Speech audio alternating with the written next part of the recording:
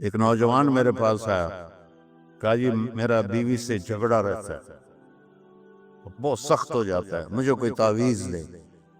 میں کہا یار میں تعویذ والا پیر کوئی نہیں ہاں، لیکن ایک بات سن لو، بیوی پہ تعویذ اثر نہیں کرتا، جو مرضی تو لکھو۔ اور آپ سے بھی کہتا ہوں، یہ جو بیٹھے ہیں نا عامل، یہاں بھی بہت ہیں، ہاتھ جوڑتا ہوں، یہ سب فراڈی ہیں۔ نہ اپنا وقت ضائع کرو، نہ پیسے ضائع کرو۔ میرے اوپر سایہ ہو گیا ہے، میرے اوپر جن ہو گیا ہوا ہے، میرے اوپر کسی نے جادو کر دیا ہے۔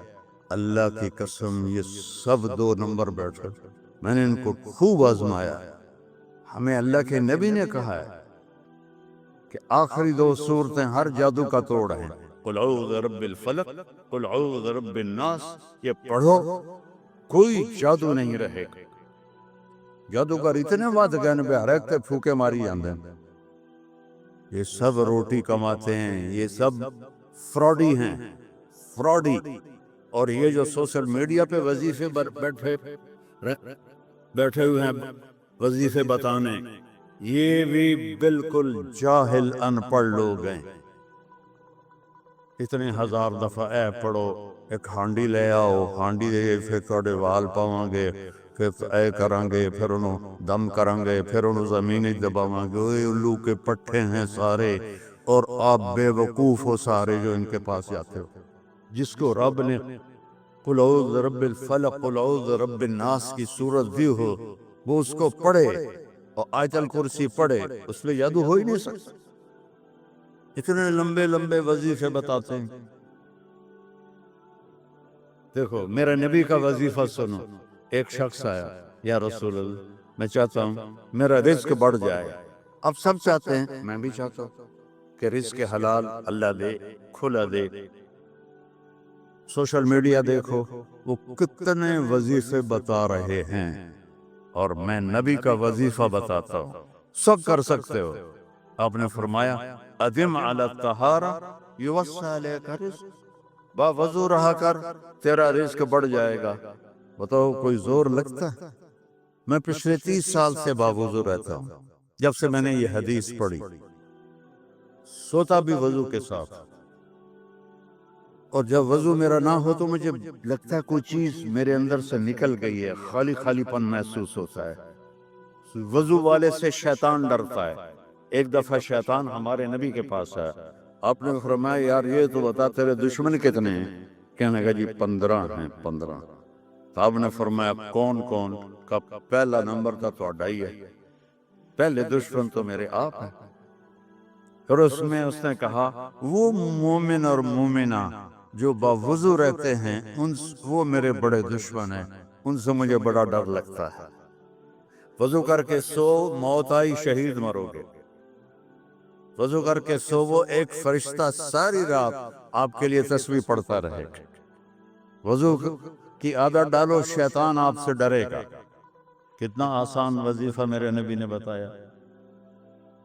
تو آپ نے گھروں کی زندگی سمجھائی، تو میں نے اس سے کہا بیویوں پہ تعویذ اثر نہیں کرتے۔ انہوں نے کہا پھر کیا کروں؟ میں کہا جب بھی کھانے پر بیٹھو 2-3 لقمے کھلا دیا کرو اپنے ہاتھ سے۔ کہا اس سے کیا ہوگا؟ میں کہا تو ایک لمحی کیا ہوگا؟ تو کچھ دنوں کے بعد اس کا فون آیا حال چال پوچھنے۔ میں نے کہا وہ میری بات پہ عمل کیا تھا؟ کہنے لگا نہیں۔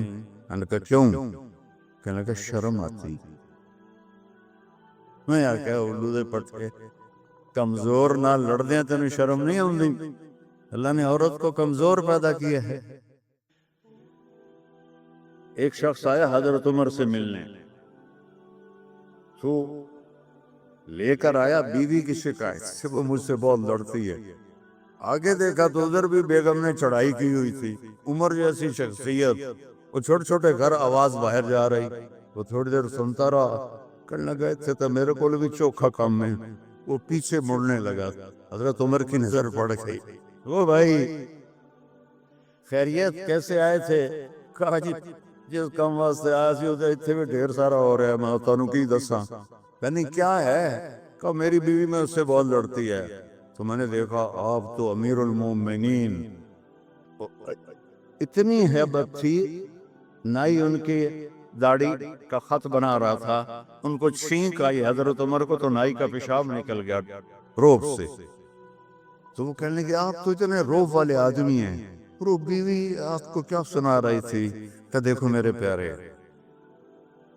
اس نے میرے بچوں کو پیٹ میں پالا، 9 مہینے اس کی تکلیف اٹھائی، اور ایک نہیں جتنے بچے پیدا ہوئے، یہ تکلیف جو عورت پہ گزرتی ہے وہ ہم تو نہیں جان سکتے۔ پھر اس نے ان کو دودھ پلایا،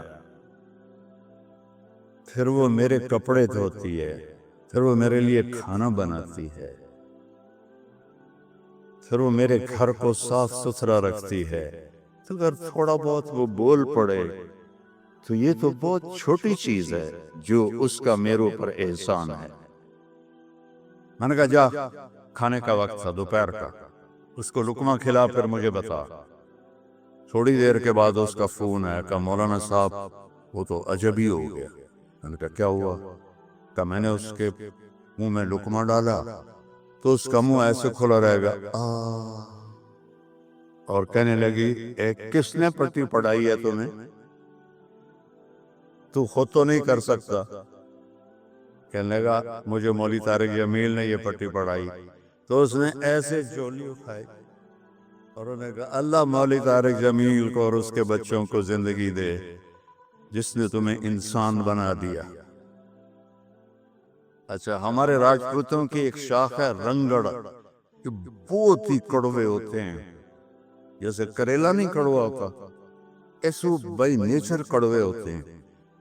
تو ایک ہمارے دو جماعت میں میرے ساتھ وقت لگاتے رہے مسلسل۔ اچھا، میں یہ گھر کی زندگی بتاتا ہوں، عام طور پر علماء نہیں بتاتے، صرف عبادت پہ اٹک جاتے ہیں۔ تو میں نے ایک دن ان کو فون کیا، آگے ان کی بیگم نے اٹھایا، کون بول رہا ہے رنگڑی میں؟ میں نے کہا طارق جمیل بول رہا ہوں۔ اچھا، میں نے کہا صدیق بھائی کدھر ہیں؟ باہر گیا ہے۔ میں نے کہا بتا دینا اس کو میں نے فون کیا تھا۔ کچھ عرصے بعد اس کا فون آ گیا صدیق بھائی، اور ہنستا جا رہا۔ میں نے کہا کیا ہوا بھائی صدیق؟ کب میں گھر آیا تو میری بیگم نے کہا کہ وہ تھا رے مولوی کا فون آیا تھا۔ میں نے کہا کون سا؟ کہ وہی جس نے تمہیں رنگڑ سے انسان بنا دیا۔ کہنے لگے، میں نے کہا اللہ کی بندی، میں پہلے انسان نہیں تھا؟ کہا نہیں۔ تو کیسے؟ کہتا ہے بتا ہماری شادی کو کتنے سال ہوئے؟ میں نے کہا 27 سال۔ کہا 27 سال میں کبھی مسکرا کے بولا ہے میرے ساتھ؟ تو کہنے لگا میں سر کھجانے لگا کہ واقعی میں تو کبھی بھی اس کے ساتھ ہنس کے نہیں بولا تھا۔ میں نے جب 1999 میں شروع کیا حسنین کو، میرے سامنے 3 چیزیں تھیں۔ ایک، ان کا علمی رسوخ ہو، جس کے لیے عربی کا سمجھنا بہت ضروری ہے۔ تو عربیت ایک چابی ہے، دینے والا فرق ہے۔ دوسری میری تمنا تھی کہ ان کے اخلاق اچھے ہو۔ اب سے پہلے جتنے بچے یہاں سے نکلے ان سب کی میں نے تعریف سنی لوگوں سے، اور ایک چیز جو میں اضافی طور پر اس کی زبردستی پابندی کرواتا رہا کہ صاف ستھرے رہو، خوش لباس رکھو۔ تو مجھے یہ ساری چیزیں وصول ہوئیں کہ یہ آپ کے بچے دور سے پہچانے جاتے ہیں۔ میں ان کا کیسے؟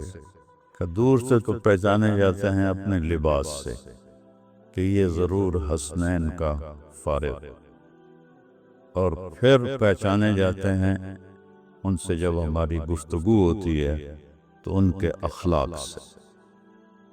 ان کے اخلاق اتنے اچھے ہوتے ہیں، ان کا ظاہری لباس اتنا اچھا ہوتا ہے کہ ہم اسی وقت کہہ دیتے ہیں کہ حسنین کے۔